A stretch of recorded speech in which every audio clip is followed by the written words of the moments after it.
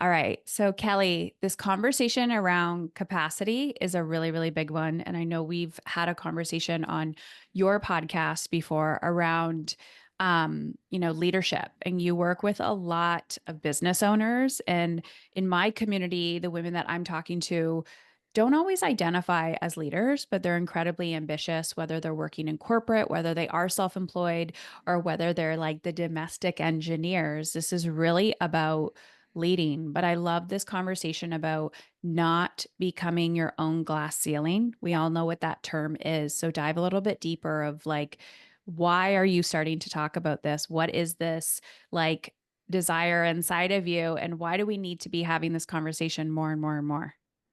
Yeah, thank you. Well, I'm so excited to be here and have this conversation. And yeah, I work with a lot of really high performers, like 1% people that are striving to build great lives and also to build substantial companies. And what I kept seeing over and over and over again is the attempt to fix the limitations that we see in the business building process with new strategies and tactics, which when new strategies and tactics are layered on old beliefs and old paradigms, they can't actually build, right?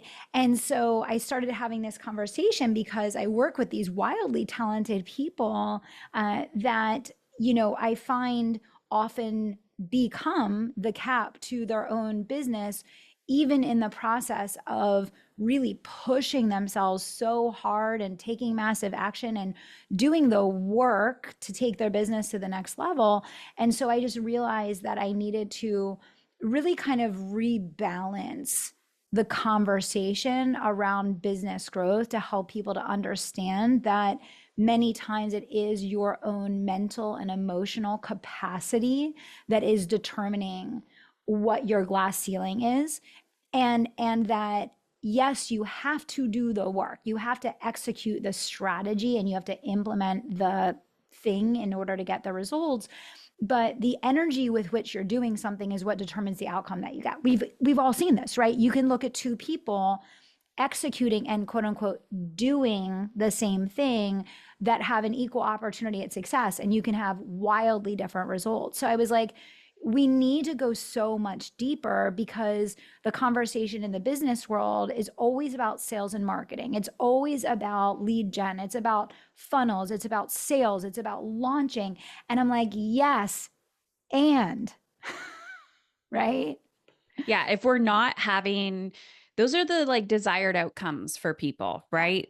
That's what they want, that's what they crave, yeah, that's the goal, but it's yeah, really about the energy that you're yeah, bringing to those goals. yeah. So, I'm curious if you notice any resistance when you bring up these conversations, when you're like, okay, you're feeling this glass ceiling, you're feeling this cap. How do people begin to take responsibility that, oh, I may be part of the Yeah. problem? Yeah. I think it's hard for a lot of people. I think it's hard. It's why I'm spending a lot of time staying here, right? Because it's a lot easier for someone to get their hands around, oh, I need to increase my ad spend. Or, oh, I'm going to fire this team member for the fifth time now because I haven't changed as a leader, right? Mhm. And so I do think that it is hard. It is hard to put your ego down when you're a success driven person that prides yourself in working hard and doing well and succeeding at everything that you do, to say, maybe I've been approaching this a bit from the outside in, with a little bit, just a little bit of a lack of willingness to look in the mirror fully. And I think on one hand, that can feel like really overwhelming and almost like scary a little bit. But on the other hand, I think it's a huge relief, and that's why I'm trying to sit here with people, because if you can get past the fear of it feeling really uncomfortable, you can get to the relief of, oh, wait a second. Okay, I don't have to burn myself to the ground and kill myself, constantly running into the brick wall and self sabotaging subconsciously. I actually can get to where I want to be, and I don't need to work more or harder. I have to grow into the person that leads myself and others in a way that's going to get the outcome from the work that we're already doing. Right? I remember when I started my journey, I say my journey, my personal development journey, Yeah. parenting Yeah. was the thing that made me do that. And Yeah. I was always seeking support from like the outside of like, I need to get my child to do this. I mean, my first digital product that I created was called Teach Your Kid to Meditate. And people were like, yes, my kid needs to meditate. My kid needs to meditate. And then it was like, but are you, right? Like, look in the Right. mirror. So Yeah. then I'm doing the thing, I'm doing the thing. And then I get to business and I'm like, this is all the same shit. It is all like, what do I want someone else to do? What do I want something outside of me to do? I need to look in the mirror and do that myself. So once someone gets to the point of like, okay, this is a me issue, like, yes, the strategy, yes, there's team, there's other people that need to take responsibility. But where's that fine line of like, I know it's me, but how do I begin to do that quote unquote work? Like the awareness Yeah. is number one. The next is actually changing your behavior. Yeah, exactly. Exactly. And I think it's first and foremost, I always say like we stay in a certain place and we keep cycling problems, challenges and lessons until we learn what we need to know to get to where we want to go. And so I think it's looking at those themes and those recurring problems in your business and in your life that keep coming up over and over again and beginning to ask yourself, what is my role in contributing to this? And how do I need to elevate and evolve, which I think that resonates a lot better with people that are like type A high achiever. Like we like to evolve. Like evolving is good, right? We like to Feels elevate. positive. It Yes. feels very productive to us, right? So that's where I kind of lead people, is to ask yourself, like, where do you maybe need to evolve? Because I think that when we abdicate our power by placing responsibility or blame on someone else or something else besides us, we've given it all away, and our chance of success is almost nothing. So I think that, oh, actually, that's so funny. This book, I wrote this book for this exact reason. It's called Bigger Than You, and it's about building a winning team. And basically, the book itself goes through all these strategies, right, from a leadership and team perspective. But the underlying message of the entire book, Heather, is you have to stop placing the burden and blame and responsibility on the people that you're leading, and instead ask, who is the leader that is needed to achieve the results with this team that I'm striving for? And I think the moment that we flip our perspective, it is very easy to see that, there are ways where we have been in our ways. And I say a lot of times it comes down to leadership. And you said a lot of your people, maybe they don't think of themselves as leaders, but we're all leaders, right? You're a leader to your children, you're a leader in your relationship, you're a leader in your community. If you have a business, a career, like you are a leader, right? And we have to ask what we need to do to adjust our leadership behavior to create the outcome that we want to create, because everything is just mirroring back to us a result that correlates with our own behavior, right? Mm-hmm. So I guess to answer your question, it's like asking better questions. When we Yeah. ask better questions, we get a better result. And it's different for all of us based on what is that problem that keeps circling and circling that you can't seem to like get off the record player. Well, that's drawing your attention there for a reason. And there's some kind of belief and some kind of behavior. And I find it's both. Usually it's the belief that's underneath the behavior. We have to change the belief first. Then it's pretty easy to say, okay, well, what's the behavior, the new behavior that needs to change? So, was there a catalyst in your own life in the last few years that really caused you or challenged you to like dig into this concept more for yourself or what you were observing around you? I started talking about this from a leadership perspective. I wrote Bigger Than You actually 6 years ago, or I released it 6 years ago. So I guess I wrote it 7 years ago now. So I started having that conversation from a leadership perspective 7 years ago. However, the big change for me when I started talking about like personal capacity and self leadership and all these other things was after the pandemic, because I saw that people were just like out of their minds, like they felt totally out of control in their life. They couldn't figure out how to recalibrate afterwards. They're trying to get this result, but the person that they're being is never, ever, ever going to get them to where they want to be. So I was like, I really need to help leaders understand that, like, when you're like out of calibration and like your system is like your operating system is all effed up, right? The chance of you building a functioning team and a functioning business around you for any period of time, it's just not going to happen. So I realized after that, I was like, okay, all of my companies in one shape or form are helping entrepreneurs to grow. And this is not going to end well for them or for us if I don't find a way to help people to like recalibrate their operating system and understand how to expand back out their capacity. Because I think what happened is like going through all those things that everyone did and it hit everyone in a different way and they dealt with different things. People were like coming to their business from a place of already having like zero capacity. And when you show up for your clients and you show up for your team with no capacity for them, it doesn't work, right? So Yeah. that's when I really realized like I need to bring this completely to the center of the conversation, not just high level leadership, like all levels of growth, right?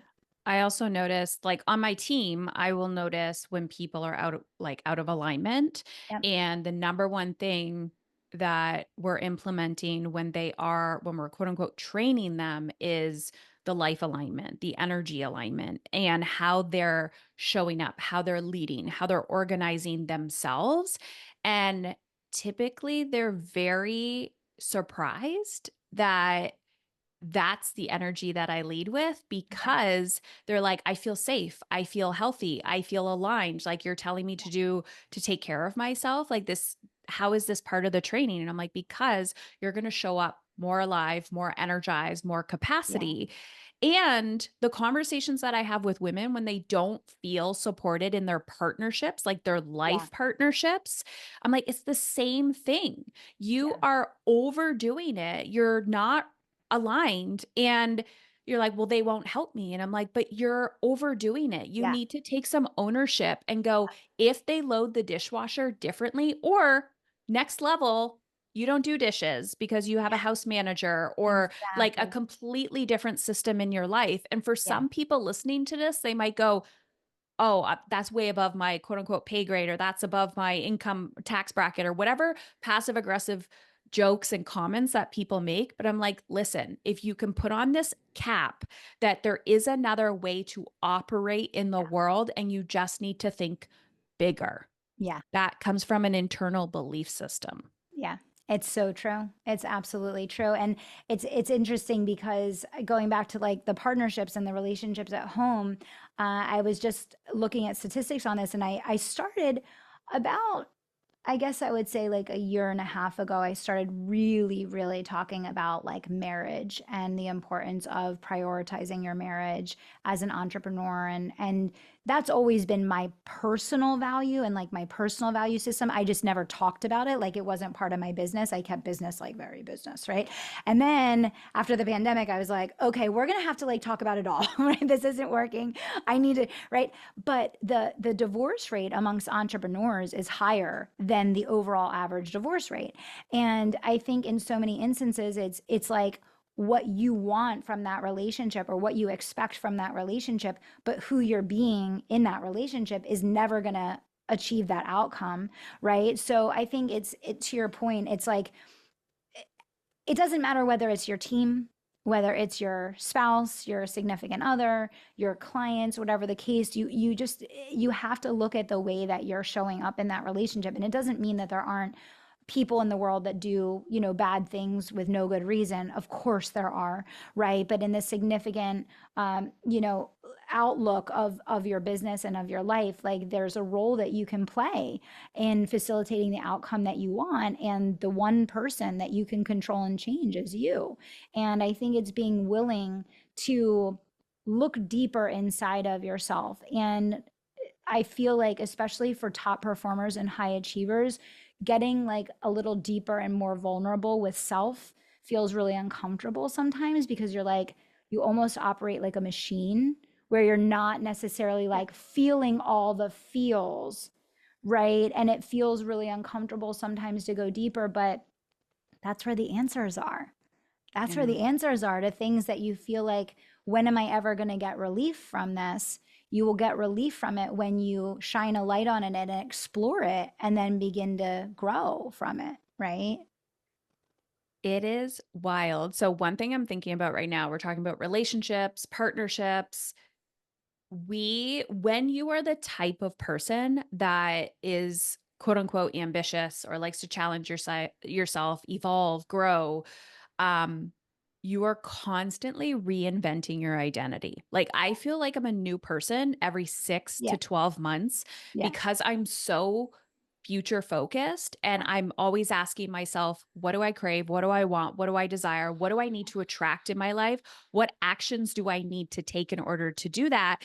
The old you is dying. So therefore the people around you don't even know that version of you Yes. anymore. So can Yes. you talk a little bit about that? Because people are going to be like, when I grow, I'm triggering other people, and that's Yeah. disruptive on my team and my marriage and my partnerships, and even my parenting. So what do you say to that? Yeah, I mean, I think like when you get in a place in your life where you realize that ultimately it's between you and God, it's between you and your creator, whatever your faith life is, whatever that looks like for you, you have divine potential. You have a mission for which you're here. And although we want that mission to feel really cozy and comfortable, where we have everyone's support and everyone's happy for us and everybody's with us, the higher you go and the further you go, you realize that this is really a solo journey. And you're going to have people in your life that you love that are on this journey with you, but they're not on the same journey as you. And that is a very important distinction to make. And a lot of people continually dumb themselves down and continually don't step into where their soul, their actual heart, their life force inside of them is calling them to do and to be, because they're worried about other people's reaction and response and interpretation of what they're doing. And so when you do that, you are giving up your ability to actually like live and fulfill your highest potential, like your reason for being here. And two, like the fulfillment of the joy of your soul when you're living a life that is in alignment with your truest highest calling, your real purpose, right? And so it's uncomfortable. People are going to have opinions about it.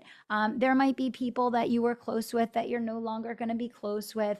But if your closeness with someone is fake because you're pretending to not be the person that you now are, like how close are you with them really? Yeah. I think that's the question that we have to ask ourselves. But it's crazy because people do it all day, every day, right? Especially women. Men don't do that. They just do Yeah. whatever the F they want. Right? I would actually say I've been taking, I wouldn't say from mentorship, but observing men. And I ask myself, what would a man do in this situation? And sometimes I even ask my husband, and he's like, you're making this too quote unquote emotional. You're Yeah, overthinking it. You're da da da. And I'm like, what would you do? He's like, I would do X, Y, Z. And I'm like, that's it. act as if, because whatever the repercussion is, that energy that's coming back at you, that and whatever that triggers inside of you, or whatever it's like, how it's landing, that's the growth opportunity. Yeah. That's the healing journey. Yeah. So I'm hearing you talk about faith. And then on the other side, we're talking about business strategy and we're talking about business growth. So those are two different kind of, I call them energies. Mhm. How do you quote unquote balance that where it is a spiritual or a faith-based Mhm. challenge that you need to look at versus this is a strategy issue or this is a people Yeah. issue? Where like how do you manage that? Yeah. Yeah, it's so good. I think earlier on in my career, I was always a person of faith, but faith was not intertwined in everything that I did all day, every day. And I think as I accomplished more and more like worldly things, so to speak, and really stepped into my capability and capacity, and obviously I'm still learning and growing too, but accomplished a lot of things from a business perspective. It really moved from being like a journey of accomplishment to a journey of just fulfillment of my mission. And I always had a mission. Like we all have a mission. Like you don't stay in business and keep doing this and deal with the pain and everything that comes with leadership unless you feel like there's like a why, right? There's something deeper for you, right? So that was always there for me. But I think as I've grown as a person, as I have made faith a part of my daily life far more significantly than I did before, um, my faith is what fuels everything that I do in business now.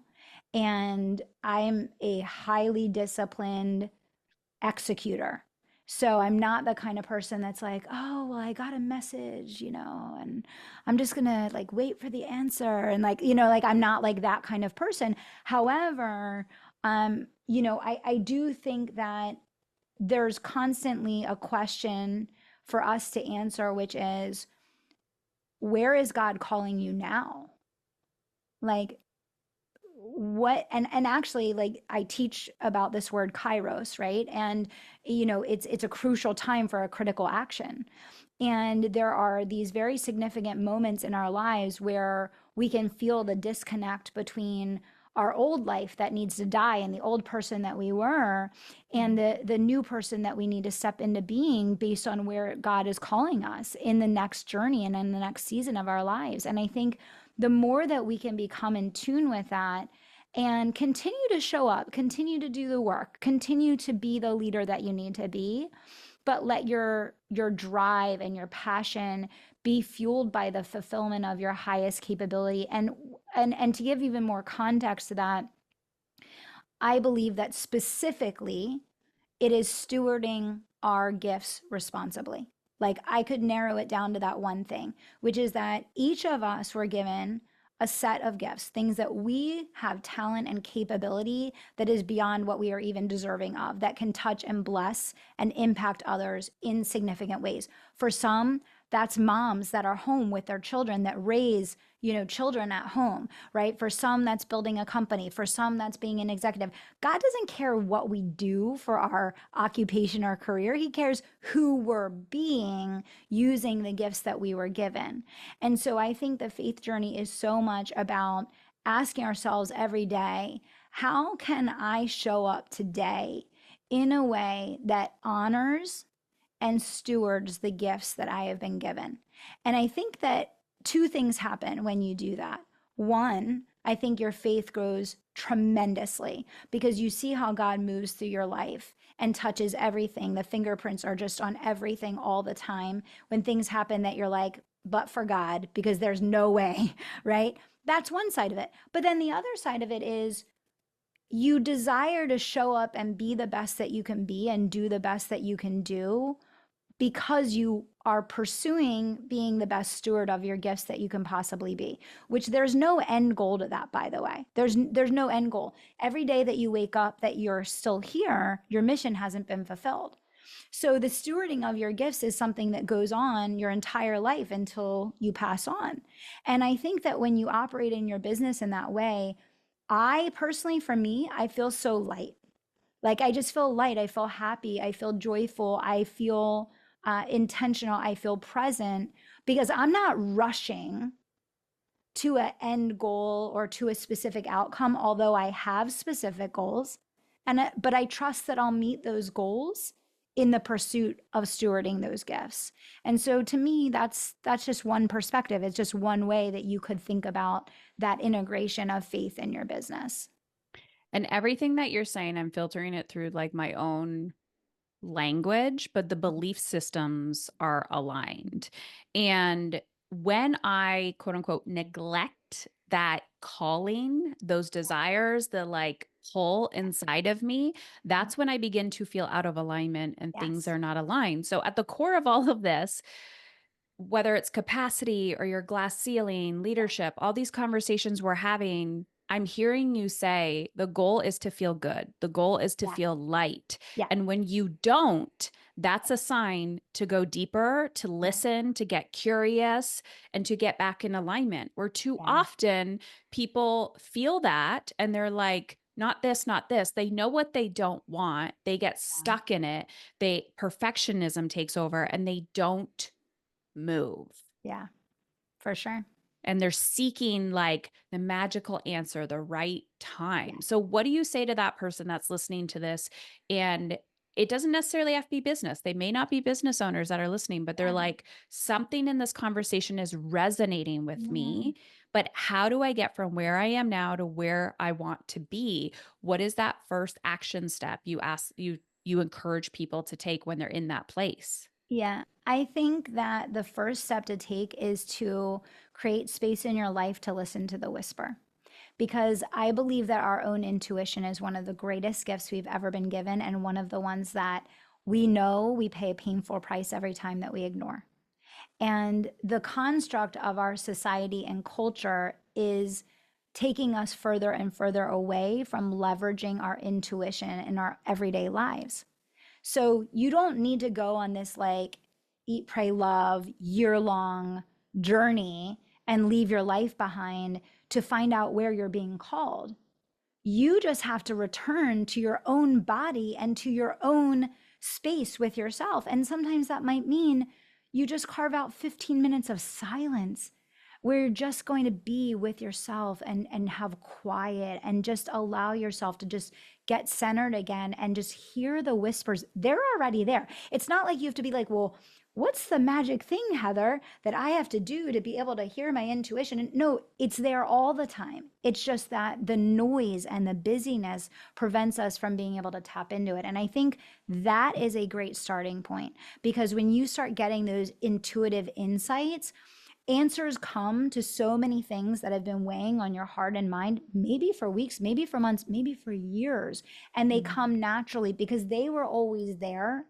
You just weren't ready to create space to actually receive. yeah.